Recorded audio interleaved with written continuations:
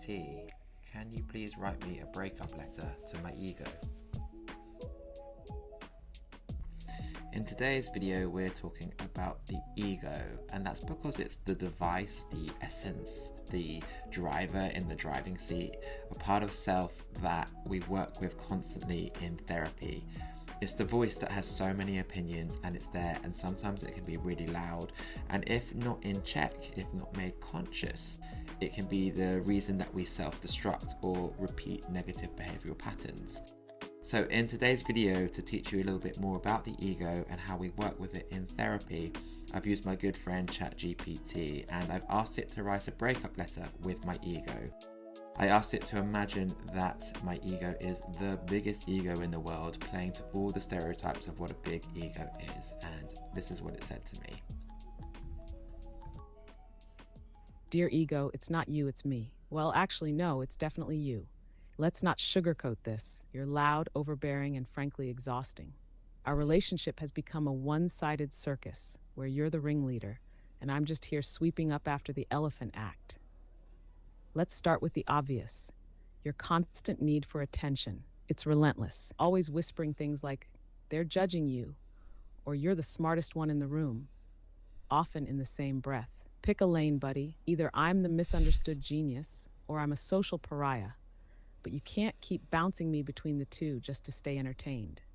And let's talk about your obsession with comparison.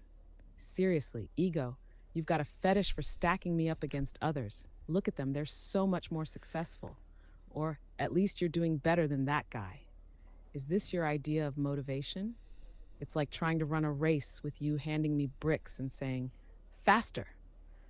Oh, and don't think I've forgotten your love affair with insecurity, disguised as confidence. Classic ego move. You're like that friend who hypes me up to karaoke, only to video my worst notes and post them online for laughs. Charming. Now I know you're sitting there thinking, they'll never actually leave me.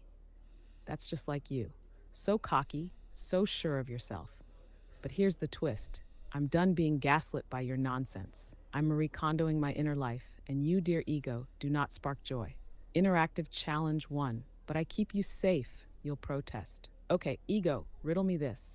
When was the last time your paranoid warnings actually protected me? Take your time, I'll wait. Interactive challenge 2. I dare you to let me sit quietly for 5 minutes without insisting I check my phone, overanalyze a conversation from 20 years ago, or rehearse a fake argument for no reason. Bet you can't. And hey, don't take this breakup too hard. You're still useful in small doses, like seasoning. A sprinkle of you in the right moments can add flavor to life. But left unchecked, you're salt in the wound. So I'm putting you on a strict, only when necessary diet. Pack your bags, ego. Take your I told you so's and your what will they think-s and go haunt someone else. I'm sure there's a narcissist out there who'd love your company. As for me, I'm ready to rediscover who I am without your running commentary. Sincerely, the real me-s. Don't bother texting. I'm blocking you. So that was a very informative letter from ChatGPT, breaking up with my ego, and it did really well at addressing all the archetypes of the big ego things and those voices that were away in us. And what it made me think about is how everybody suffers with this internal chatter. There's this negative self-talk that comes from the ego, and identifying it is part of the process. It's unfortunate, or actually fortunate, it's a beautiful part of self-development and discovery in realizing that we can't actually break up with ourselves. We are stuck with ourselves 24/7, so we might as well learn to become our best friends. So that's what we do in therapy, is we analyze these different voices. When I work with my clients, we look at each of them and work out ways to befriend them. And so for the next part, I asked ChatGPT to come groveling back to me and to say, can we make up? And this is how it worked with that task. Hey ChatGPT, please can you now write me a letter making up with my ego? Dear ego, all right, you win. I've tried the whole let's break up routine, but let's be real. It's like trying to quit breathing. Turns out I can't get rid of you, annoying as you are, because you're literally part of me. So here I am, hat in hand, asking if we can make this work. Don't get too smug about it. First things first. I know we've had our issues. You're a bit dramatic, aren't you? always needing to be the main character, even when it's clearly someone else's moment. But I've realized you're not all bad.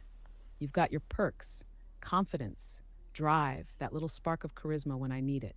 It's just, well, you tend to overdo it, like glitter at a craft party. Fun in small doses, but a nightmare to clean up. Here's the deal. I'm proposing a truce, a partnership. We're stuck together, so we might as well make it healthy. But this isn't a free ride for you, ego. I've got some ground rules if we're going to make this work. One, no more catastrophizing. Every time I get constructive feedback, you don't need to turn it into a Greek tragedy. They think you're terrible. You'll never recover. No, sometimes it's just an opinion. You don't need to grab a megaphone. Two, stop hijacking my authenticity. You love to put on masks, superior, victimized, infallible. I get it. You think it's self-preservation, but I'm over it. Let me be real, even if it's a little messy. People don't need the polished version of me all the time. Three, ease up on the comparison. Yes, someone out there is smarter, better looking, or has a dog with more Instagram followers than me. Big deal. Your obsession with this stuff isn't helping. It's just exhausting. Four, stay in your lane. You're a tool, not the CEO. When I need you to step up, you'll know. But you don't need to narrate everything, especially when I'm just trying to relax. Interactive challenge. When someone praises me, I want you to pause before screaming. See? You're amazing. Bask in it forever. And when someone criticizes me, skip the melodrama. Instead, take a breath and think, what can I learn from this? Interactive challenge 2. Let's play the quiet game. For one whole day, I dare you to let me make decisions without your commentary. See what happens when I trust my gut instead of your running monologue. Why this matters. I've realized we're better together. You're like a fire. When controlled, you keep me warm and motivated. But left unchecked, you burn everything down. And frankly, I'm tired of rebuilding. Therapy's helping me understand where you're holding me back. But I need you to work with me here. When we're in sync, ego, you're kind of amazing.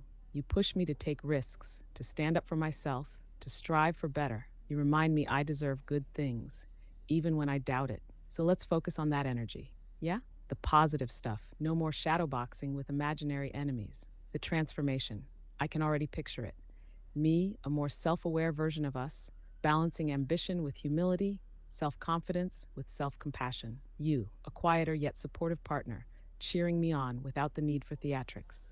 Together, we can show up authentically, grow, and maybe even have some fun along the way. Let's do this, ego. You and me, a team. Just don't make me regret this, okay? Sincerely, the real me. I'm serious about the quiet game. Don't make me call you out. Now, I'm curious, has this video resonated with you? Did you feel like ChatGPT was calling you out on anything? Did it strike chords? Does your ego say these sort of things? Let me know in the comments below. When we work with the ego, when we do this work and when I work with my clients, we actually do start the process by stepping back from the ego, analyzing it, becoming curious of it. What are these voices? Who are these voices? And making sense of them. And it's not quite a breakup because, of course, energetically that's impossible to do. But the stepping back allows us to look at it with the ability to critically think and then engage love and compassion. But then part of the beautiful process of this is the alchemy that comes in that process. We learn to love those parts of ourselves and love to support ourselves and create a more positive inner chatter. And I think the work is really beautiful, and working with clients, I've witnessed profound changes in just taking these step-by-step journeys to do that. And guys, it's been such a pleasure filming this. It's been a really interesting science experiment for me, getting ChatGPT to roast me. Good for the ego, one might say. So yeah, if you've not done so already, please do subscribe for more future updates. Give this video a thumbs up. It really helps me, and I appreciate all of your support. And I look forward to seeing you in the next video. Bye for now.